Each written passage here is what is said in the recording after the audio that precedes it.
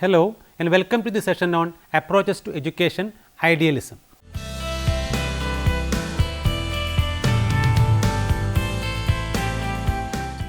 Educational philosophy is that philosophy in the field of education to solve various educational issues. It is the branch of general philosophy which answers educational questions such as aims, curriculum, method of teaching, role of a teacher, discipline, evaluation and so on. The educational philosophy provides answers to the issues of why to educate, whom to educate, who to educate, where to educate, what to educate, when to educate, etc. It provides adequate support to the educator while he is engaged in formulating the subject contents for the students of the society. Educational philosophy is important to make the teaching learning process more effective and attractive according to interests, inclinations and abilities of the child. Education and philosophy are integrally and interdependently related to each other. Since education is a conscious and dynamic process, it needs proper guidance and supervision. Philosophy provides suitable and effective guidance and supervision for education to achieve that goal. Thus, educational philosophy is the cornerstone of the foundation of education. There are four main approaches to education. They are idealism, naturalism, pragmatism and realism. Each of these philosophies analyzes and interprets the different aspects of education in its own way. Idealism plays a very large part in the philosophical thought of today's world. Many of the world's leading philosophers and educators are idealists. This philosophy extends great influence on education. Idealism originated in the East from Upanishads. Idealism is the oldest and much talked about philosophy in the Western culture and dates back to the age of Plato in ancient Greece. Though philosophy and philosophers existed before him, Plato developed the most historically influential philosophies of education. This philosophy in the beginning was known as ideaism, where the focus was on the ideas. Later, it was known as idealism, but emphasis was on the nature of ideas rather than on their ideal status. Plato, the father of idealism, espoused this view about 400 BC in his famous book, The Republic. He has been called the greatest of all Greek philosophers. Originally, Plato had been a follower and student of Socrates. Socrates asserted that human beings should seek to live lives that are morally excellent. He argued that genuine education aimed to cultivate the knowledge that every person needed as human being. He asserted that concepts and the basis of true knowledge existed within the mind and could be brought to consciousness. According to Platonic view of idealism, people should concern themselves primarily with the search for truth, because truth is perfect and eternal and cannot be found in the world of matter. Objective idealism of Aristotle emphasizes on happiness as the goal of individual life. Man has two facets, namely the spiritual and material. When the emphasis is on the realization of spiritual life, it is called idealism. Idealism is known as spiritualism also. Idealists attach no importance to life of the flesh, but are concerned with life of spirit. Another essence of idealism is the realization of higher values of life or ideals of life. Men cannot create these values, but can only discover them. To the idealist, the object of living and learning is to develop a natural man into the ideal man of physical, intellectual, emotional, moral and spiritual perfection. Idealists believe in the presence of the divine power behind all good things in the world. Generally, idealists believe that ideas are the only true reality. The world of ideas, according to idealists, has goodness as its highest point, the source of all true knowledge. The idealists do not reject matter as a whole, but they believe that the material world is characterized by change, instability and uncertainty. Reality in essence is spiritual or non-material ideas play a large role in idealism. The idealists have idealized mind beyond everything. They believe in the theory of evolution, but instead of emphasizing the biological evolution, they advocate the evolution of mind, which they say is responsible for the progressive nature of man and the world.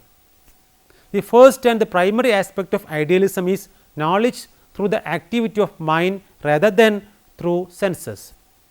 Education helps to sharpen the powers possessed by the man. Many people think that idealism has died out.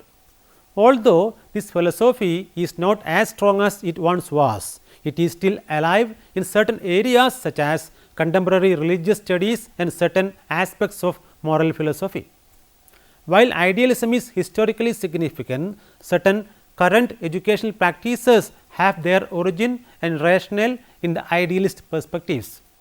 In idealism, the aim of education is to discover and develop each individual's abilities and full moral excellence in order to better serve society.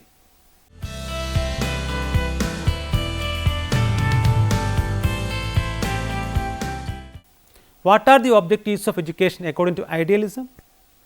Idealism has influenced every sphere of education. It prescribes some fundamental aims of education that are directly influenced by the aims and principles of life. In education, idealism has come to acquire a very potent influence, and the idealistic philosophy emphasizes the ultimate aims of education as derived from the ultimate realities of existence. In the idealistic standpoint, there are two types of educational objectives: immediate and ultimate. The immediate objectives are changing, flexible and adaptive, while the ultimate aims are eternal and fixed. According to idealism, the key objectives of education are the following: intellectual development. Education must do its best to develop the abilities of the people. Education helps to develop logical thinking and rational attitudes. Man is the only being endowed with a keen and penetrating intelligence and an enormous capacity of assimilating knowledge. Balanced intellectual development gives birth to balanced and successful personalities. The aim of idealistic philosophy of education is the mental and intellectual development of the child. It may enable the child to achieve the highest aim by developing his creative power and control and adjust with his environment. Intellectual development is thus essential to undertake appropriate jobs and occupations available in the society. Another aim is self-realization. Idealism gives much importance to self-realization. The highest aim of education is acquisition of knowledge and its exploration for the sake of understanding. According to idealists, a self-realized man is an ideal man. It is because he would have internalized the spiritual values. According to idealists, man is the most beautiful and powerful creation of God. Hence, they stress on the exaltation of human personality or self-realization. Self-realization involves full knowledge of the self, and the aim of education is to enable man to become a true himself. Hence, the first aim of education according to idealism is to take the self of the individual higher and higher till self-realization is achieved. For this, the teachers and parents should make the students understand their strengths and weaknesses. They should help the students train to develop their personalities and minimize their negative elements. Moral development is another important aim of education. Moral development helps the child to distinguish between right and wrong. That is, it helps the child to reject what is not right and follow what is needed. A progressive society is possible only if its citizens are endowed with quality of morality. Inculcation of good values is another key objective of the philosophy of education. Idealists generally agree that education should not only stress development of the mind, but also encourage students to focus on all things of lasting value. According to idealists, the basic values that a person should develop through education are intellectual, moral and physical.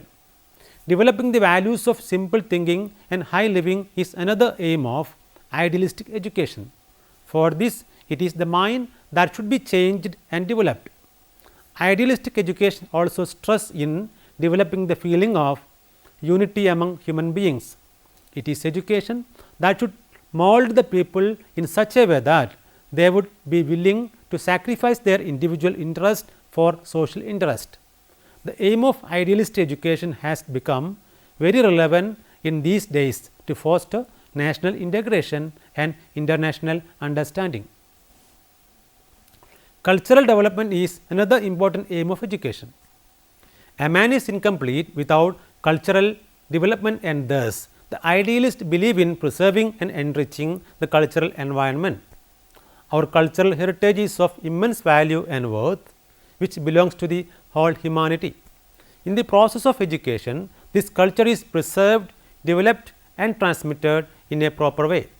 Thus, the aim of education according to the idealists is to acquaint the child with cultural heritage so that he can conserve, promote and transmit it to the next generation.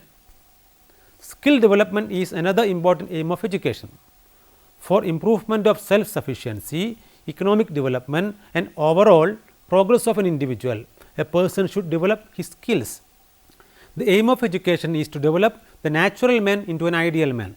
An ideal man possesses physical, intellectual, emotional, moral and complete development. According to idealism, education should be universal and is the birthright of every man in the world. According to them, every man is equal and should be given the fullest opportunities to realize his or her potential. In order to achieve this aim of education, idealists are in favor of universalization of education. This would help to establish an ideal society in the country. Thus, the main aim of idealism is to lead man towards the betterment of the society. Idealists give importance to spiritual development rather than material. According to them, the main aim of education is to develop the child mentally, morally and above all spiritually. The teachers and parents should organize a child's education in such a way to develop the child spiritually. The aim of idealist education is to cultivate spiritual values in the individuals. For this, the highest ideals, that is truth, beauty and goodness, should be encouraged so that the child achieves self-realization. These three values determine three types of human activities: intellectual, aesthetic and moral. The physical well-being of the individual is the important aim of idealistic education.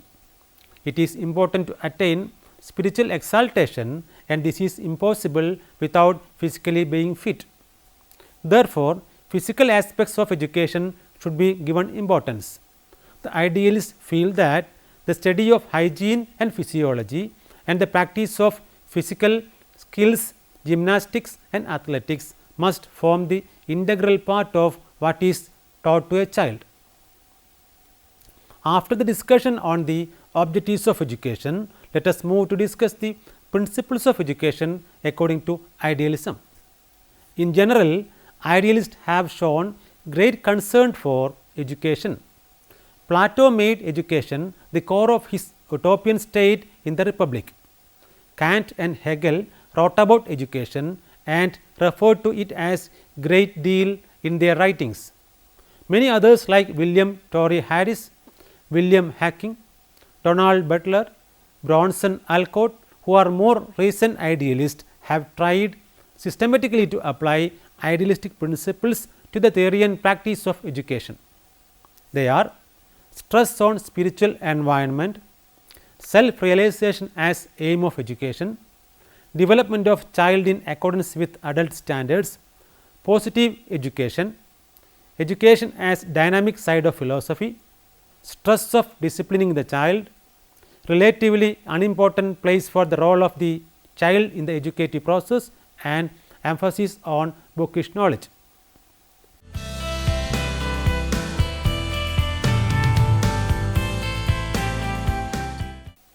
What do you know about the methods of teaching promulgated by idealists? Idealism is the most ancient thought in the world of philosophy. It has many forms and deals with certain basic questions of human life.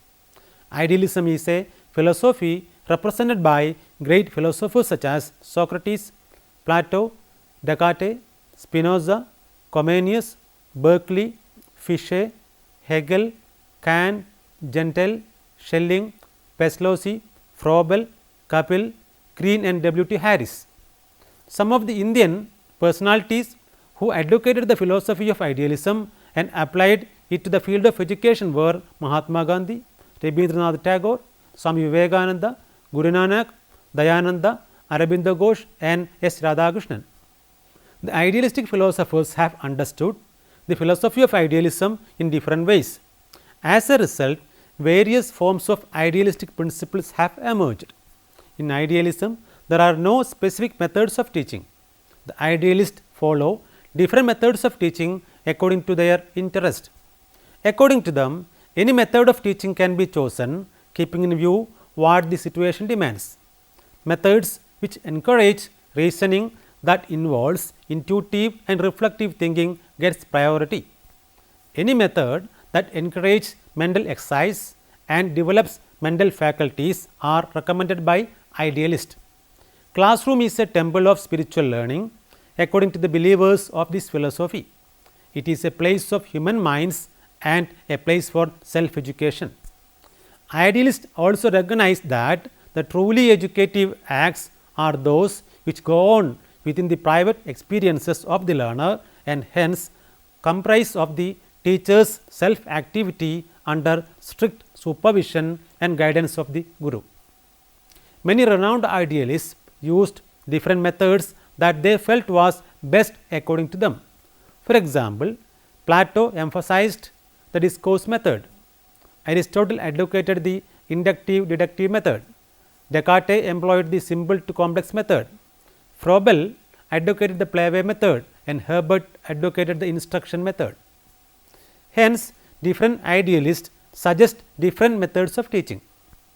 Some of the techniques commonly suggested by them are narration, explanation, exposition, questioning, discussion, playway, observation, practice and repetition, etc.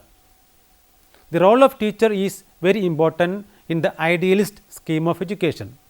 In no other school of educational philosophy, the teacher has such powers as in idealism. The teacher here enjoys a place of heritage and respect in education. He is regarded next to God in this philosophy because he is one who helps the child to get away from ignorance to light. In idealism, a teacher should possess a high standard of behavior. The teacher should be mature and should have full awareness of himself as well as the world around him. He should be well versed in all the subjects and should guide the child with love, affection and sympathy. He should command the respect of his pupils by virtue of his scholarship, his teaching and concern for his students. A teacher should, according to idealists, inculcate the qualities of humility and respectfulness in the minds of the pupils. Ideal personality is exclusively the product of teacher's efforts. It is teacher who gives or provides the key to the educative process.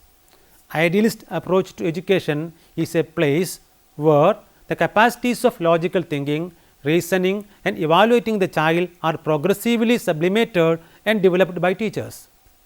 What are the viewpoints of idealism on discipline? The school of idealism is based on the principles of simple living and high thinking. Idealists wanted to keep the child in discipline. According to the philosophy, the child should be punished whenever he does anything wrong.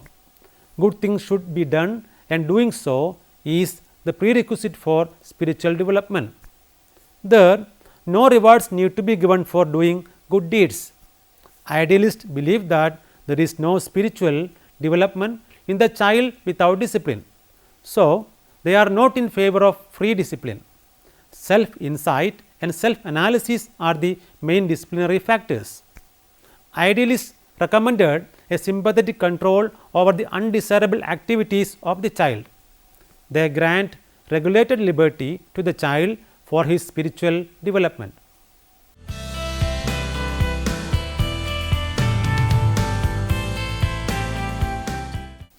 Curriculum is a means to realize the aim of education. The realization of the aims of education is impossible in the absence of a curriculum. Idealists give more importance to thoughts, feelings, ideals and values than to the child and his activities while structuring a curriculum. They lean towards studies that provide depth, and they would strongly suggest a modification of the view that things should be studied simply because they are new or meet occupational needs. Idealists prefer curriculum that is concerned with whole humanity and its experiences. Idealism stresses three highest values: truth, goodness and beauty. These three values determine the four types of human activities: intellectual, moral, aesthetic and physical. Hence, idealists give more importance to subjects like humanities, languages, social sciences, physical sciences, ethics, metaphysics, religion and aesthetic activities like art and poetry. Idealists do not favor specialized learning as much as learning that is holistic. They prefer to see the whole rather than a disjoint collection of parts, and they believe that a holistic approach leads to a more liberal and scholarly attitude toward learning. According to idealistic philosophy, a curriculum should be so constructed and developed as to enable the child to develop the skills of knowing, willing and doing. The study of different subjects will develop the knowing faculty of mind. The development of knowing will help the child to discover the truth. The development of willing will enable him to realize beauty, and the development of doing will make him competent in physical and material activities. Many idealists have propounded different schemes of curricula. According to Plato, the aim of education is to realize God by pursuing high ideals like truth, beauty and goodness. This is possible by three types of activities that are intellectual, aesthetic and moral. Plato thus gives importance to subjects like language, literature, history, geography, mathematics and science for intellectual training. He gives importance to art, music and poetry for aesthetic training, and religion, ethics and metaphysics for moral and spiritual training. According to Herbert, the idealistic aim of education is to develop moral values. So, he gave importance to literature, arts, history, poetry, music, etc. Yet another idealist, T.P. Nunn, believed that schools should promote and maintain morality. Hence, he advocated those subjects which reflected the highest creations of human mind and involved the noblest expressions of human ingenuity and creative intelligence. He gave primary importance to subjects like physical education, culture, sociology, ethics and religion. What are the contributions of idealism to education? Idealism has given supreme importance to the mental and spiritual domains. Thus, the aim of education as the perfection of the individual has been highlighted. Since idealism feels that society's cultural heritage must be given importance, it stresses that education aims at realizing achievement in literature, arts, mathematics and science. Idealism holds that every man must receive a chance to be educated and believes in the goal of universal education. The most important element in social culture is considered to be moral character. According to idealism, education should help to develop character of the students. Education, according to idealistic pattern, is ideal centered. Hence, it stresses the noble role to be played by the teacher in providing learning experiences. Emphasis of idealists on personality development has resulted in a fresh vision regarding the value of human relations in teaching. Idealistic philosophy restores man to his proper place, and educational institutions are projected as places for ideal learning. Limitations of idealism with respect to education are the following. Since idealism stresses on predetermined values, it is considered outmoded in the contemporary world of scientific progress. The younger generation of today prefers originality, but idealistic education gives importance to imitation of models. Too much emphasis on modesty and good manners and emphasis on gaining knowledge as done by idealists may be misinterpreted in the modern world, and idealistic scheme of education pays less attention to the highly technological environment of today. Let us summarize what we have discussed so far. Education and philosophy are integrally and interdependently related to each other. Philosophy provides suitable and effective guidance and supervision for education to achieve its aim. Educational philosophy is that philosophy in the field of education to solve various educational issues.